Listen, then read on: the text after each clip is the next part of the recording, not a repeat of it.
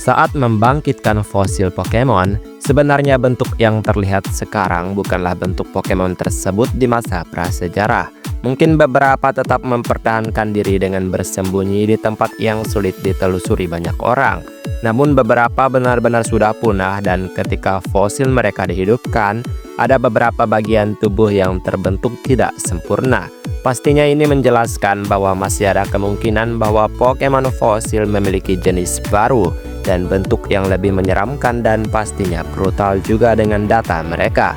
Seperti beberapa Pokemon fosil yang akan aku bahas kali ini, di mana tertulis betapa menyeramkannya dan brutalnya mereka dengan kehidupan masa lalu yang keras. Jadi kalau begitu mari langsung saja kita masuk ke daftarnya. Let's go! Arctophis. Meskipun ia mampu menangkap mangsa dengan membekukan sekelilingnya, ia kesulitan memakan mangsanya setelah itu karena mulutnya berada di atas kepalanya.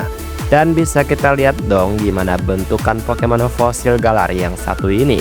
Kepalanya beneran kebalik dan seolah-olah pola yang mirip kayak muka dan mulut tersebut seperti bagian depannya.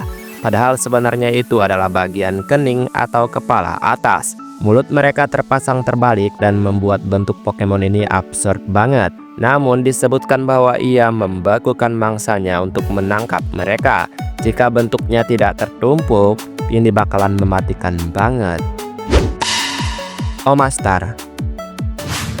Ia membungkus mangsanya dengan tentakelnya untuk melumpuhkan mereka, dan kemudian menghabisi mereka dengan taringnya yang tajam. Fakta, sebelum menyadari Pokemon ini ternyata ganas juga, Omastar punah karena cangkangnya yang berat. Jadi Pokemon ini memiliki pergerakan yang cukup buruk akibat dari beban yang melindungi tentakelnya tersebut. Itu yang menyeimbangkan keberadaannya ya. Kalau cangkang tersebut terlalu ringan dan mudah dibawa, maka mudah saja bagi Omastar membungkus dan melumpuhkan mangsanya setiap waktu ketika ia ingin makan. Apalagi taringnya yang tajam menjadi sangat ngeri kalau beneran muncul di hadapan korbannya. Cradily. Ia menjerat mangsanya dengan 8 tentakelnya, lalu melelehkannya dengan asam kuat sebelum menyantapnya tersebut. Pokemon ini bagaikan pohon yang hidup dengan berjalan di dasar air. Mereka sebenarnya agak lambat, tapi punya tentakel dan leher yang lentur dan juga panjang.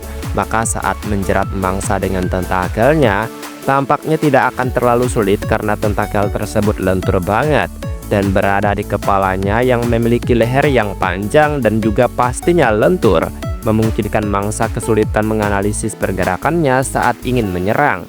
Ditambah ia punya cairan asam yang mampu melelehkan mangsanya. Arceus.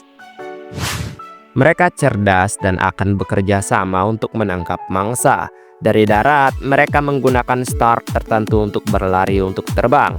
Jadi Pokemon ini sebenarnya lebih banyak berlari menggunakan kakinya yang lebih baik memang untuk bergerak ya. Sayap mereka memang bisa digunakan untuk terbang by the way, tapi bukan fitur yang benar-benar bagus untuk terus digunakan gitu. Makanya Arceus selalu mengambil ancang-ancang untuk terbang.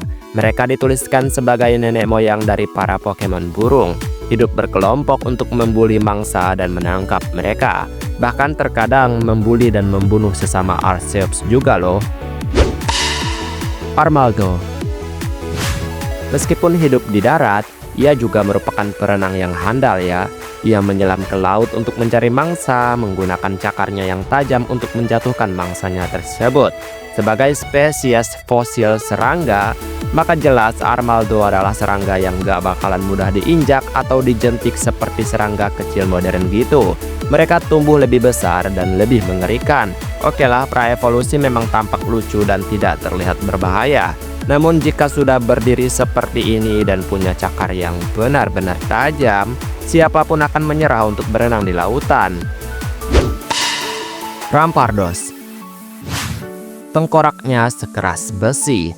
Ia buas dan merobohkan pohon-pohon hutan sambil menangkap mangsa. Kita tahu betul bagaimana beberapa spesies dinosaurus digambarkan begitu buas dan mengerikan untuk dilihat di zaman modern ini. Rampardos tentu saja adalah salah satu dari hasil imajinasi yang tak pasti tersebut. Menjadi spesies Pokemon yang bertindak gila dan gak ada rasa iba saat menyerang. Serangan Pokemon ini tinggi dan brutal banget, sehingga berlari sambil menyundul pohon tidak akan terasa sakit berkat tonjolan kepalanya tersebut yang kelihatan botak. Otak mereka sangat kecil, dan karena inilah dikatakan kemungkinan mereka punah karena kebodohannya sendiri. Kabutops berenang ramping dan juga cepat. Ia mengiris mangsanya dengan sabit tajamnya dan meminum cairan tubuh mereka. Hanya dengan melihat Kabutops yang memamerkan dua sabit yang tentu saja tajam banget, membuat siapapun pasti akan ketakutan untuk menghadapinya saat berada di depan mata. Habis mengiris tubuh mangsanya, ia meminum cairan tubuh mangsanya tersebut. Cairan tersebut ya jelas merupakan darah segar dari korbannya. Dracovish. Kaki dan rahangnya yang kuat menjadikannya predator puncak pada masanya. Perburuan mangsanya yang berlebihanlah yang mendorongnya menuju kepunahan. Jika saja bentuk Dracovish sempurna dan tidak cacat dengan kekurangan beberapa bagian tubuh gitu, udah pasti sampai generasi baru datang pun ia akan tetap menjadi predator puncak paling mematikan sampai sekarang. Rahangnya yang benar-benar kuat dan besar banget pula ya kan, membuat ia mudah saja menyergap, menggigit, bahkan menghancurkan tubuh korbannya menjadi makanan lezat seperti bubur. Udahlah ia juga nggak tahu namanya kenyang, terus makan dan makan, sampai ia punah karena mangsanya yang berkurang. Aerodactyl. Pokemon prasejarah yang ganas, yang mengincar tenggorokan musuh dengan taringnya yang bergerigi seperti gergaji. Untuk menjadi teror di atas langit, maka Aerodactyl inilah yang akan terus diingat oleh manusia di dunia Pokemon itu sendiri. Keganasan Pokemon ini tergambarkan dengan sangat baik dan juga sempurna melalui penampilan yang terlihat sekarang.